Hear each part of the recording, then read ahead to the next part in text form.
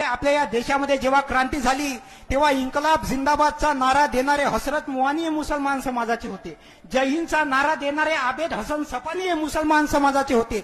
1942 ला भारत छोडो आंदोलन झालं तेव्हा सायमन गो बॅक म्हणजे भारत छोडोचा नारा देणारे युसुफ मेहर अली हे मुसलमान समाजाचे होते. तुम्ही ज्या देशामध्ये राहता त्या देशाचा तिरंगा सुरैया तय्यबजी नावाच्या मुस्लिम महिलेने तयार केला आहे. या देशासाठी सगळ्यात पहिले शहीद होणारा पत्रकार मौलाना मीर बाकर हा मुस्लिम समाजाचा आहे. या देशासाठी सगळ्यात पहिले शहीद होणारा शासक म्हैसूरचे सुलतान हैदर अली हे मुस्लिम समाजाचे आहे. या देशासाठी सगळ्यात तरुण वयात शहीद होणारा क्रांतिकारक अशफाकुल्ला खान हे मुस्लिम समाजाचे आहे. डॉक्टर बाबासाहेब आंबेडकरांनी 14 तळ्याचा सत्याग्रह केला तर जागा देणारे व्यक्ती हे मुस्लिम समाजाचे होते.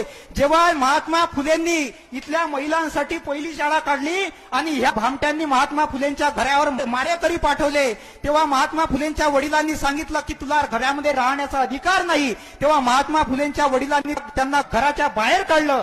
तेव्हा महात्मा फुलेंना राहण्यासाठी जागा देणारे उस्मान शेख हे मुसलमान समाजाचे होते. छत्रपती शिवाजी महाराजांचे गुरु याकूत बाबा हे मुसलमान समाजाचे होते. छत्रपती शिवाजी महाराजांचे वडील शहाजी आणि त्यांचे काका शरीफजी यांचं नाव हे शहा शरीफ नावाच्या दर्जावरून ठेवण्यात आलेलं आहे. लक्षात ठेवा, राक्षसों की बस्ती में प्यार बेसहारा है.